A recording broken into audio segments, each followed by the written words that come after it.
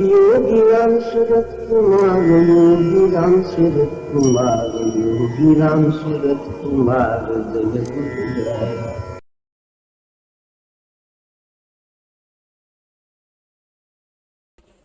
ஒரு புதிய நாள் பிரகாசமாய் 24 மணி நேரங்களோடு நம் கையில் பகவான் தந்திருக்கிறார்.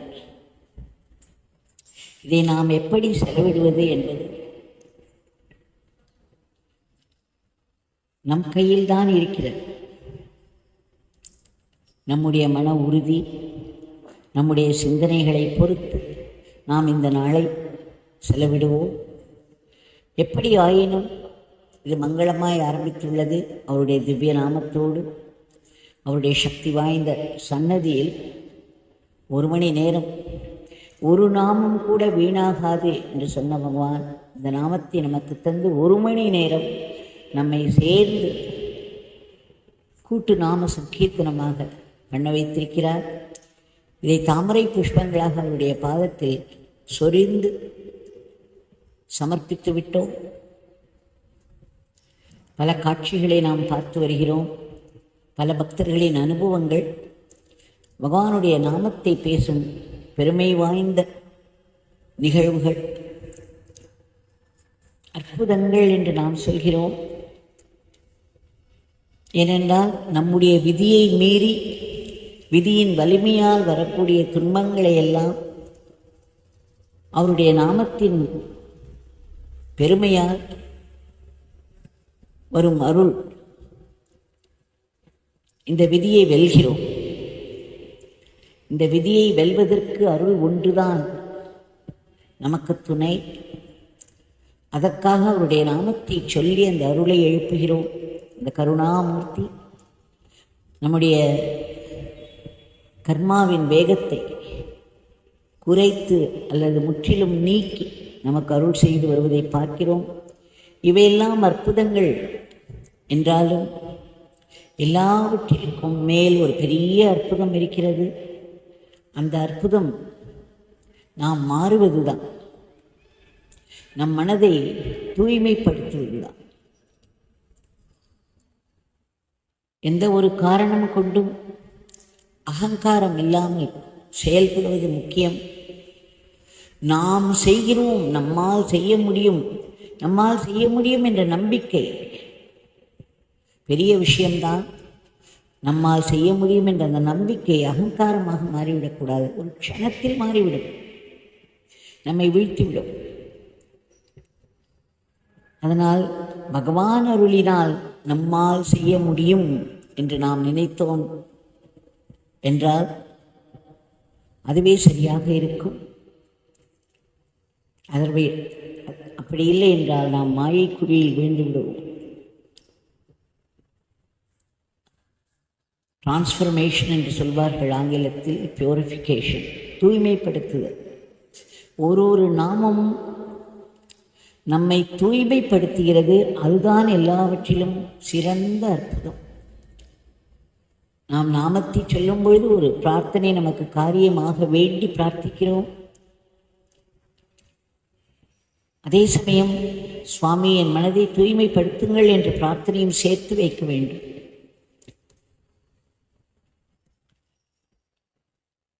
இன்றைக்கு நாம் ஒரு பிரார்த்தனை எப்படி ஒரு அற்புதமாக மாறியது என்று பார்ப்போம்.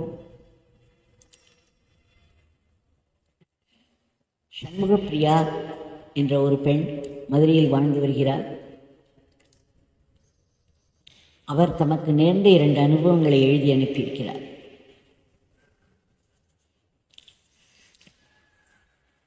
அவர் சொல்கிறார்,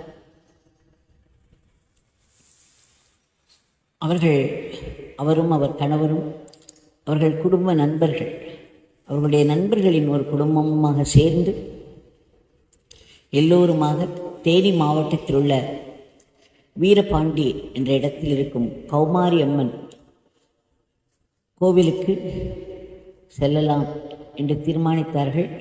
அங்கு ஒரு நதியும் இருக்கிறது. அதனால் இவர்களுக்கு அது ஒரு சந்தோஷமாகவும் இருக்கும், சாமி கும்பிடுவதாகவும் இருக்கும். எல்லோரும் மிகவும் ஆனந்தமாக புறப்பட்டார்கள். அவர்கள் அந்த நதிக்கு சென்று ஸ்நானம் செய்து போகலாம் என்று நினைத்தார்கள். அங்கே படிக்கட்டுகள் இருக்கின்றன. அந்த கடைசி படிக்கட்டுகள் நதிக்குள் இருக்கும். இவர்கள் எல்லோருக்கும் முன்னால் இவர்கள் குடும்ப நண்பர், அந்த வீட்டு தலைவி அம்மா அவர்கள் முன்னால் சென்றார்கள். படிப்படியாக இறங்கி சென்றார்கள். இவர்கள் எல்லோரும் பின்னால் சென்றார்கள், ஒருவர் பின் ஒருவராக.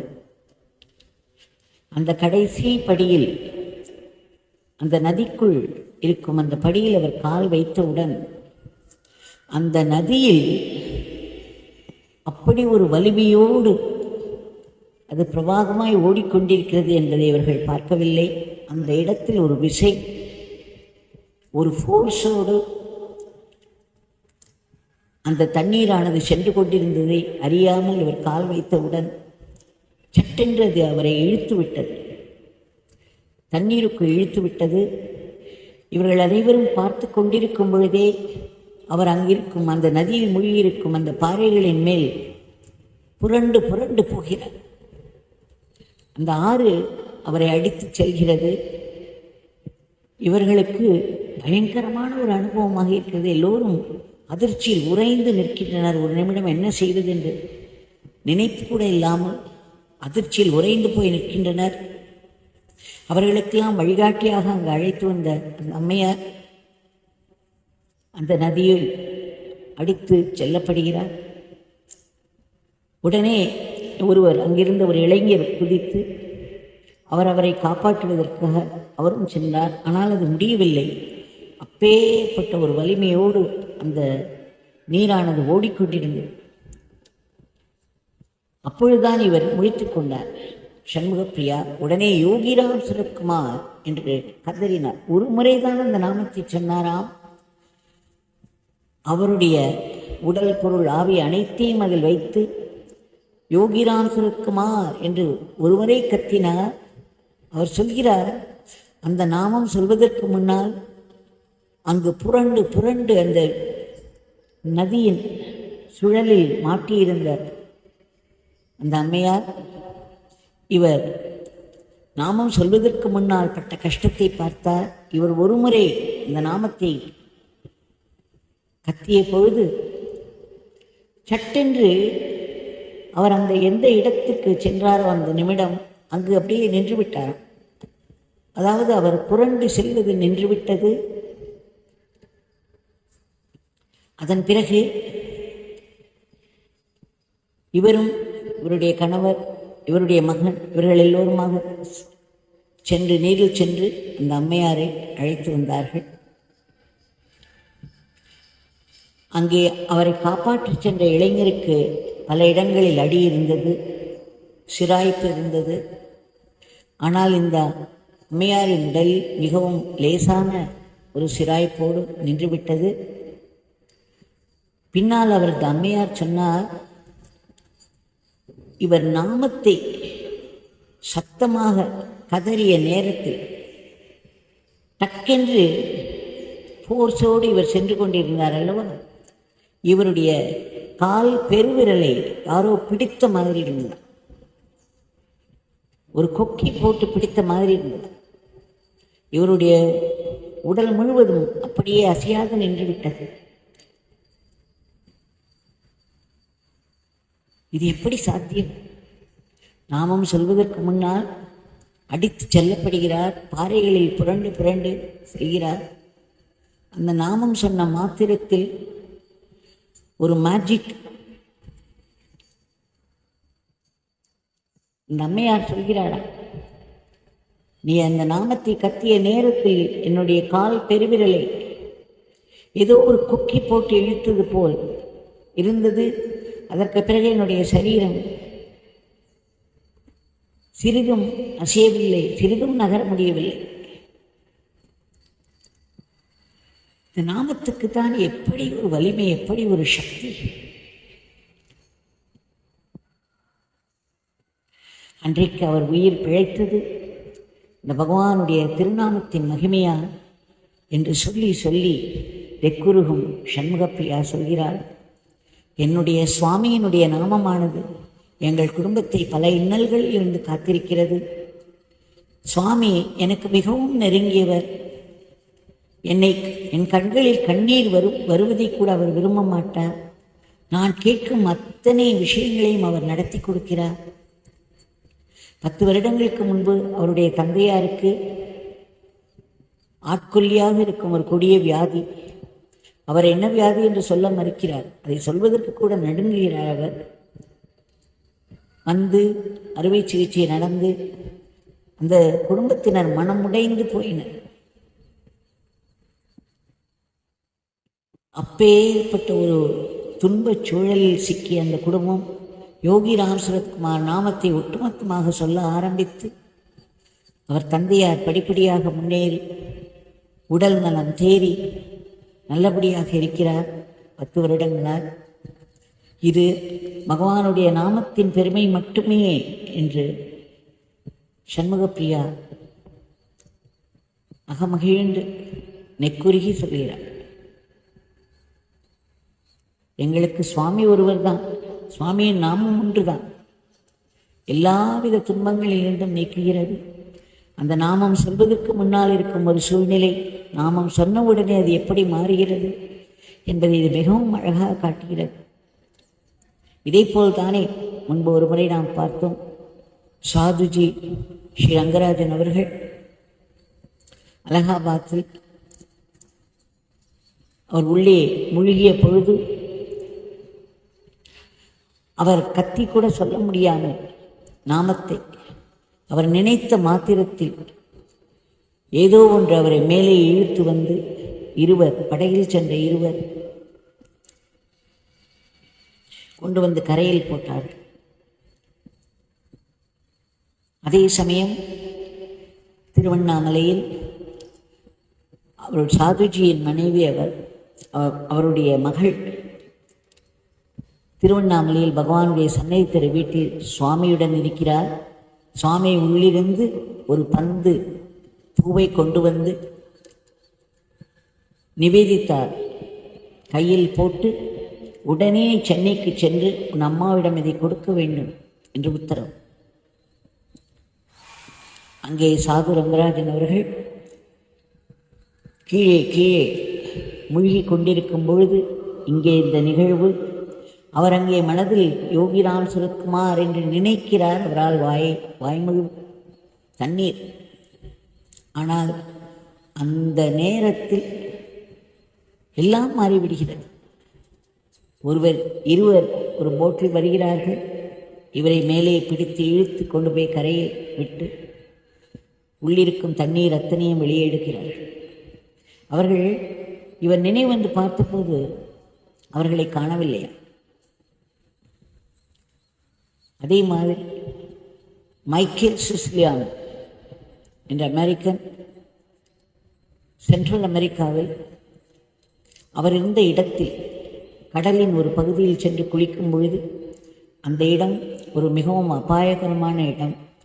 அங்கே யாருமே செல்ல மாட்டார்கள். அந்த இடத்தில் போய் குளிக்க மாட்டார்கள். அங்கு பவழப்பாறைகள் நிறைய இருக்கின்றன. இவையெல்லாம் தெரிந்தோ தெரியாமலோ அவர் அங்கு சென்று குளிக்க ஆரம்பித்தார். அங்கு எட்டி கரண்ட், அதாவது சுழல்கள் நிறைய இருப்பது தெரியவில்லை அவருக்கு. அதே போல் அவரும் முழுக ஆரம்பித்தார். எந்த நேரமும் உயிர் பிரிந்துவிடும். அப்பேற்பட்ட ஒரு பயங்கரமான சூழ்நிலையில் யோகி ராம் சுரத்குமார் என்ற அந்த நாமம் அவருக்குள்ளே தோன்றியது.